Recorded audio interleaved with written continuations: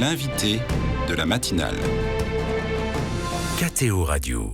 L'invité de la matinale, Vincent Gelot, responsable de l'œuvre d'Orient pour le Liban et la région. Vincent Gelot, bonjour.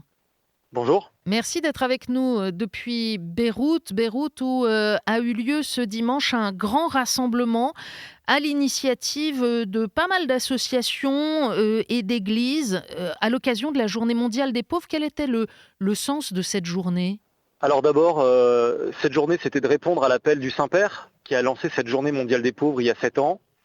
Cette journée, en fait, elle est le fruit d'une réflexion depuis presque 10 mois en réalité, parce que le Liban traverse une crise économique, financière depuis plusieurs années, ça on le sait, et on s'y est même presque habitué. Malheureusement, cette crise, en fait, elle est en train de détruire de l'intérieur tout ce qu'il reste du Liban, c'est-à-dire son secteur éducatif, les écoles, qui sont en grande partie tenues par les congrégations et les diocèses et les églises. 30% des écoles du Liban dépendent de ces institutions.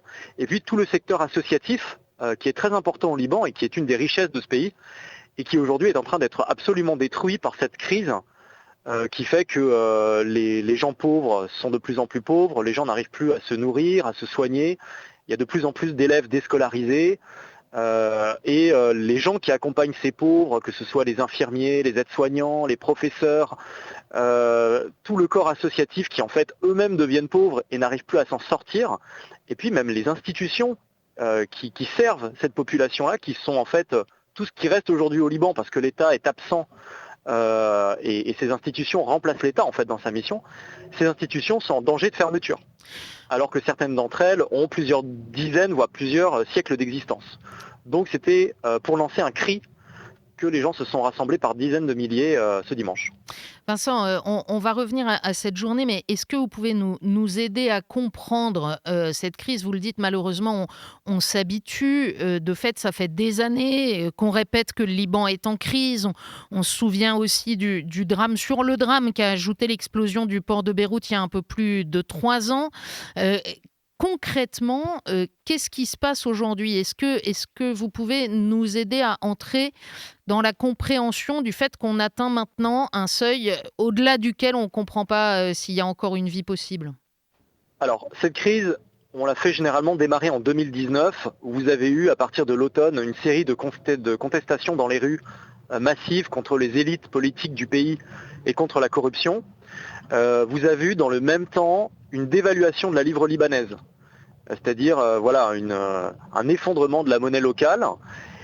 Et en parallèle, vous avez eu un blocage dans les banques des comptes bancaires des Libanais qui n'avaient plus accès à leurs avoirs. Donc la monnaie locale s'est effondrée, les gens n'avaient plus accès à ce qu'ils avaient en banque, tout s'est effondré. Et derrière là-dessus, s'est mis en effet l'explosion du port de Beyrouth, etc. Pendant les 3-4 dernières années qui ont suivi, donc jusqu'à aujourd'hui, le secteur associatif et des associations comme l'œuvre d'Orient, mais aussi d'autres associations comme l'aide à l'Église en détresse et d'autres, on a été au chevet, si vous voulez, de tout le secteur éducatif chrétien, associatif, les hôpitaux, les dispensaires, les associations, les orphelinats, les centres pour personnes handicapées, et on a essayé de tenir, si vous voulez, ce secteur-là pour ne pas qu'il s'effondre par rapport à tout cela. Et on l'a fait. Sauf qu'aujourd'hui, depuis quelques mois, vous avez une dollarisation de la société, c'est-à-dire que le Liban le coût de la vie est en train de redevenir ce qu'il était avant la crise. Sauf que les gens, les Libanais, n'ont plus ces dollars. Donc en fait, ceux qui sont mis de côté, c'est les plus pauvres et les plus vulnérables qui sont de plus en plus nombreux. Ce qui veut dire concrètement que ceux qui ne peuvent pas payer les scolarités, les enfants sont mis à la rue. Il y a de plus en plus d'enfants déscolarisés. Aujourd'hui, un gamin de 9 ans qui est passé par le secteur public, par exemple, qui est complètement effondré, ne sait ni lire ni écrire. Vous avez de plus en plus de gens qui meurent chez eux parce qu'ils ne peuvent pas se faire soigner. Et donc en fait, cette dollarisation aujourd'hui fait que des associations, nos associations qui jusqu'ici portions ces secteurs-là, ne peuvent plus y arriver parce que nous, on ne peut pas donner plus.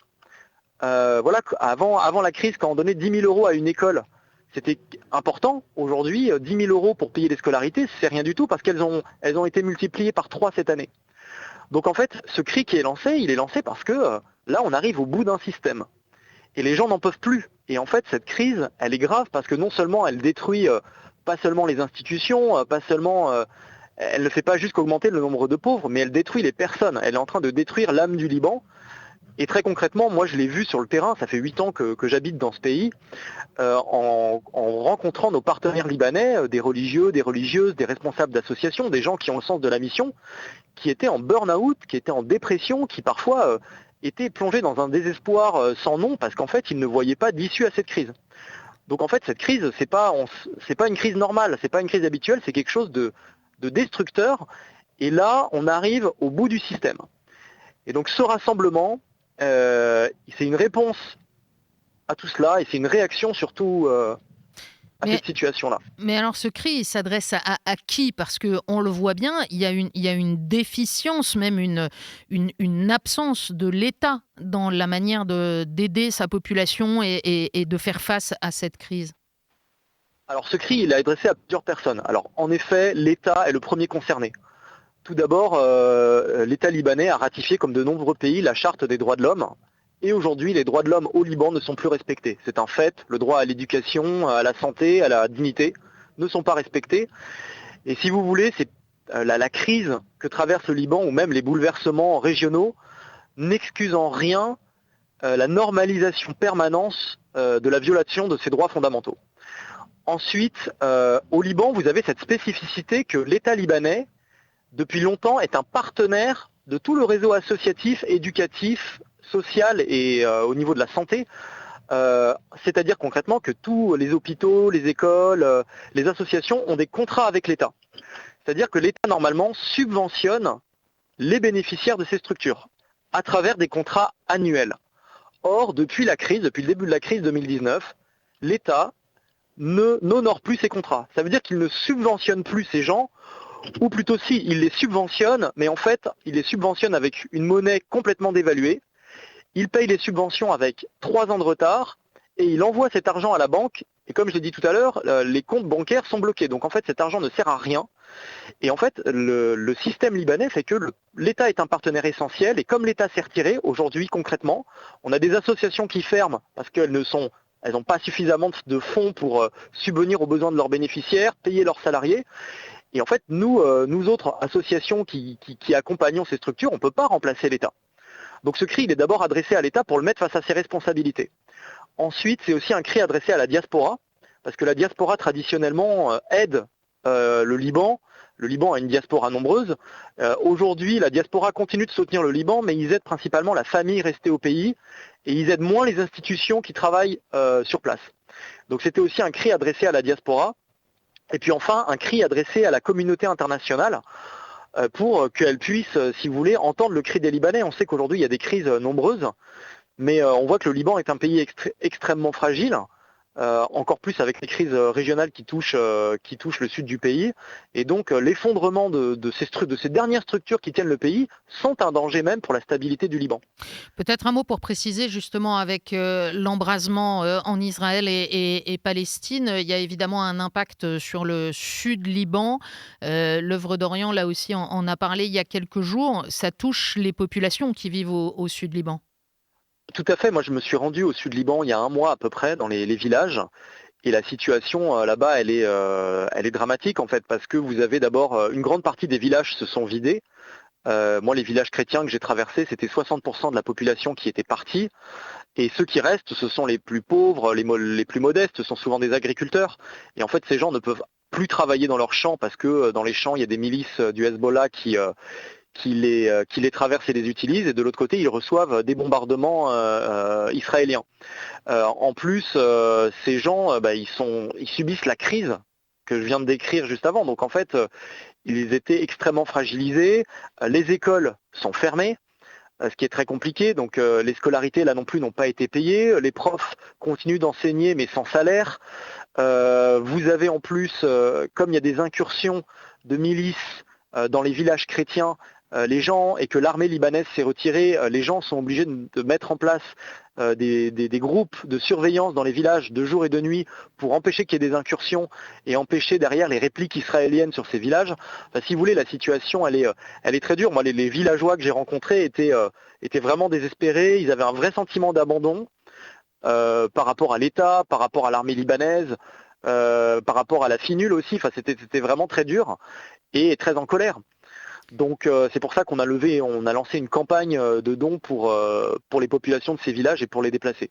Je reviens d'un mot sur la grande journée de dimanche. De fait, ils ont été très nombreux à répondre à l'appel et à se rassembler au patriarcat maronite à l'occasion de cette journée. Qu'est-ce qui vous a le plus marqué? C'est la foule, c'est la pluie, parce qu'il ne faisait pas spécialement beau, mais j'imagine c'est aussi les rencontres. Est-ce que c'était l'occasion de recharger un peu les batteries de l'espérance?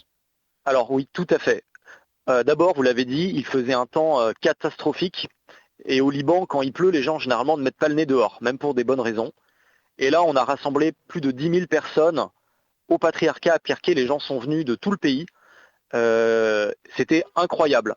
Et en effet, ce rassemblement, pourquoi on a voulu le faire?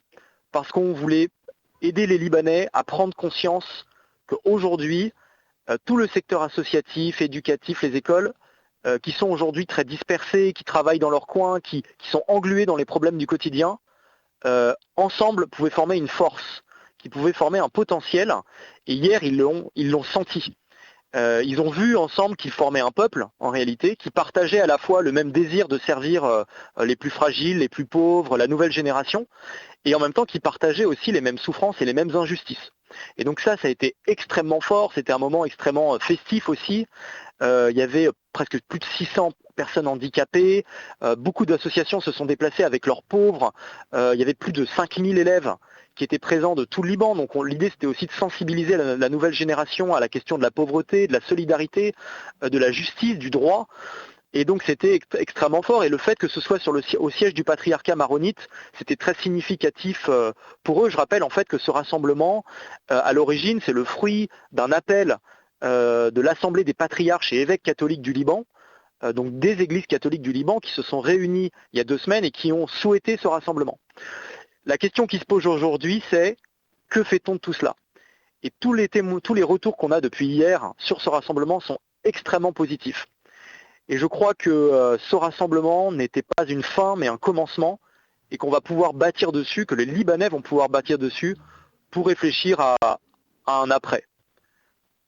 C'est entre leurs mains que repose aussi en partie, évidemment, la capacité à construire un avenir, parce qu'on l'a mentionné, il y a les structures de l'État, il y a les organisations internationales, mais il y a aussi, évidemment, l'enjeu sur le terrain qu'il y ait une solidarité qui continue de se déployer. Du reste, je pense à ceux qui nous écoutent, Vincent Gelot, et qui peuvent se sentir assez démunis devant tout cela. Bien sûr, on peut soutenir l'œuvre d'Orient, mais à quoi est-ce que vous voudriez encourager ceux qui nous écoutent, qui aiment ce pays? Vous savez que nombreux sont ceux en France qui aiment le Liban. Qu'est-ce que vous voudriez leur dire? Alors tout d'abord, de ne pas oublier, je dirais le Liban, mais de façon générale le Proche et Moyen-Orient. On sait qu'aujourd'hui, il y a des crises un peu partout dans le monde, mais si vous voulez, on croit, nous, que ce qui se passe en Orient, finalement, impacte. Le Moyen-Orient, c'est notre village, c'est la Méditerranée aussi, impacte dans tout le reste du monde. Et on le voit aujourd'hui, c'est un signe, ce qui se passe ici est un signe adressé au reste du monde. Au reste du monde, le pape Jean-Paul II parlait du Liban comme un pays message. Donc moi, je demande à vos auditeurs d'abord de ne pas oublier les orientaux, de prier pour eux. Je crois que c'est important. Il n'y a rien de pire que l'oubli. Donc ça, c'est vraiment la première chose. Et puis ensuite, en effet, de poursuivre, nous, si vous voulez, les aides qui sont apportées sur place et qui sont devenues vitales en fait aujourd'hui pour toutes les personnes dont je viens de parler, elles existent grâce aux donateurs, grâce à la générosité de ceux qui nous écoutent, des Français en particulier. Donc merci d'abord des dons qui sont apportés sur place, qui permettent à ces communautés chrétiennes de poursuivre leur mission sur place, à tous ces gens de poursuivre une existence ici. Et donc moi je leur demande simplement de poursuivre et malgré les aléas de l'actualité, de ne pas oublier ce qui se passe ici. Merci Vincent Gelot. On n'oublie pas le Liban, et pour en savoir plus, on peut se connecter sur Internet sur le site de l'œuvre d'Orient, œuvre-orient.fr en minuscule. Merci beaucoup Vincent Gelot. Transmettez toutes nos amitiés aux Libanais et à très bientôt. Merci Philippine. Au revoir.